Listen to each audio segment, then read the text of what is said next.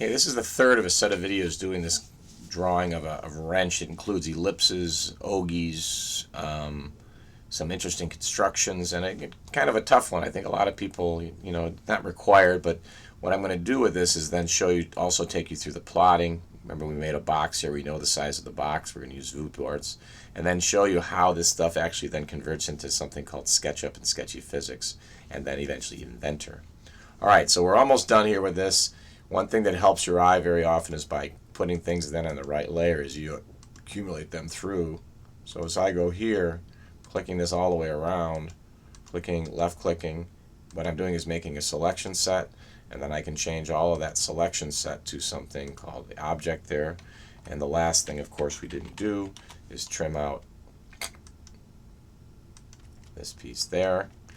And then these three things here, here, and here should be on the object layer. And now I'm going to show you basically something you want to do on a regular basis is that then go ahead and isolate a layer.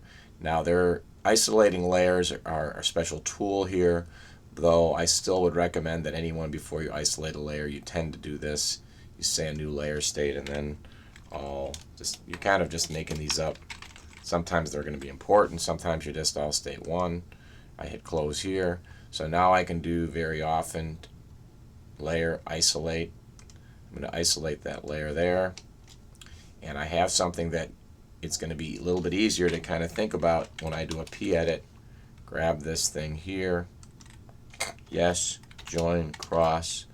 And this is where a lot of you, and where I've had problems before, it's going to have a hard time sometimes doing, even though you did everything correctly, it's going to have a hard time p-editing things together. So you can, one more time, you can say here, grab your object, J for join, and then it should grab up to that ellipse, but you notice it doesn't. And so I give you now, mark this down, special letters, something that is useful, but you've got to be very wary of, and that is something called the boundary command. So what I'm going to do to kind of get that closed up, because ellipses do not close, I'm going to go ahead now and make a new layer, and I'm going to call it extra line outline, whatever. I'm just making up a layer name here. I'm going to make that cyan so I can keep track of it. I'm going to make that my current layer, and now I'm going to show you basically what's called a flood command in some programs, but it's right now I am on another layer. I can now do B poly.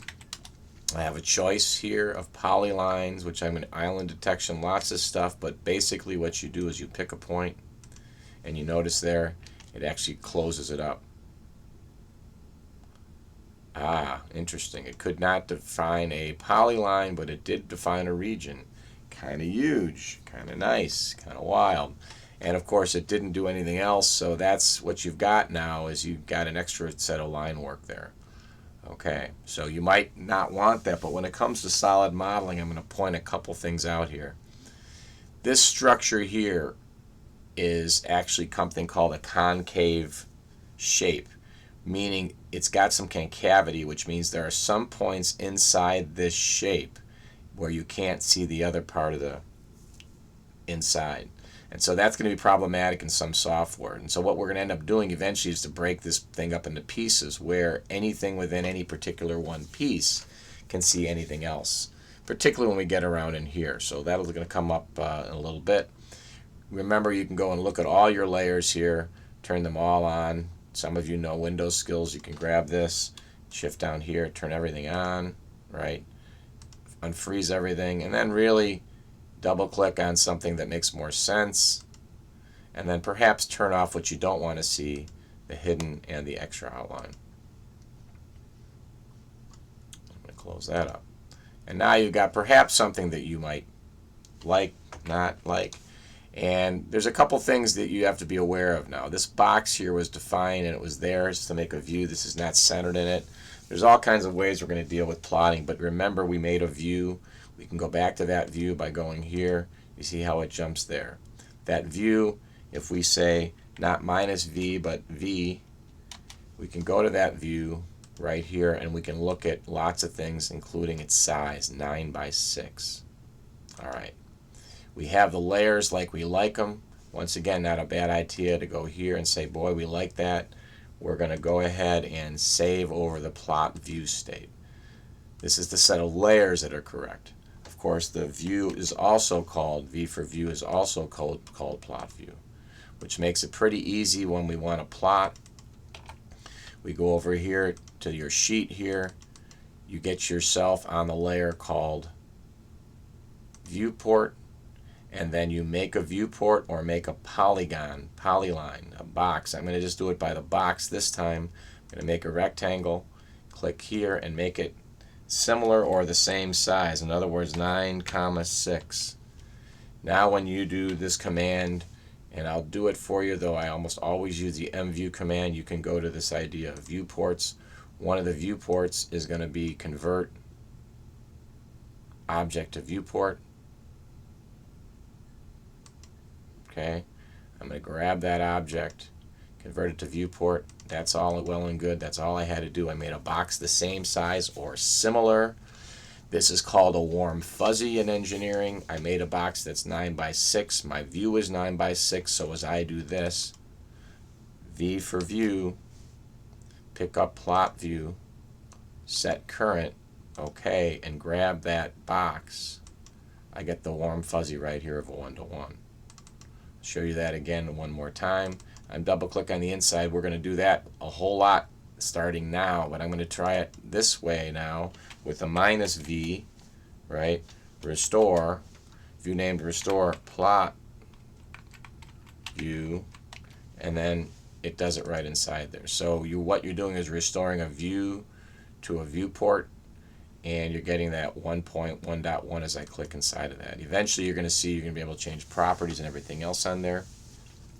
I'll leave that at this right now. I'll take the last couple of minutes to show you how you would add perhaps in a couple more things to take this into SketchUp, and I'll do that by going back here, having my base line work, showing you how you can isolate a layer, something like this, and then maybe make another layer. So if you notice when you isolate a layer, it turns all the other layers off. That's what the isolation is, or sometimes it fades them. I can still make another layer here, and I'm going to say for sketch up. That one is on. I'm going to double click on that, make it current. What I'm going to do here now is I'm just going to do some little bit of drafting here. That's going to later try to make this thing, got my F8 on, so it's not concave. In other words, I'm trying to find some lines through here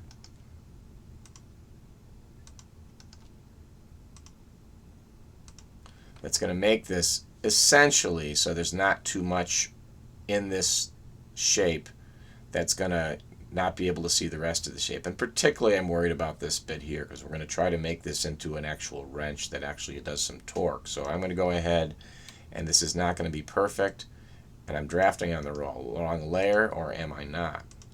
These layers, these 3 lines here, here, and here are on for SketchUp, but when I made it, of course, I had I didn't change the color of that layer, and so it's hard for me to keep track. So what I'm going to do here is I'm going to go right here, that for SketchUp layer. I'm going to make that another kind of layer here that I can see the color to. When I say SketchUp, I believe Inventor will do a much better job of this in terms of being able to break this up. Even inside here, as you get something curved, it's not a bad idea, and you'll see why. Take my word for it. I'll just try to go from the midpoint of this curve to the midpoint here. We can break this up into little slices, basically. And what we break things up the slices for finite element analysis, or for many different reasons, it's actually to make the approximation math that we do in engineering and machining and all kinds of different stuff a little bit easier on the computer, although our computers are getting faster and faster. And then I'll finish out the same thing up here. Though in fact, if you remember, we have it ready to plot. It was ready to plot. It was awfully good, and we'll do that then in class. That plot, albeit we don't have our name on it, It is set to go. Everything's going to be right because we started with standards. There should be no issues with color. There should be no issues with ink pen width. And we can have our stuff looking a little bit like Mr. Wagner's, which looks awfully good all the time. And, of course, Mr. Ben and Mr. I can't pronounce his last name. And Mr. Marco. All right. And everyone else. Mr. Gage. Sorry, Mr. Gage. All right. Thanks for listening. That's the end of this. The next bits will be about SketchUp.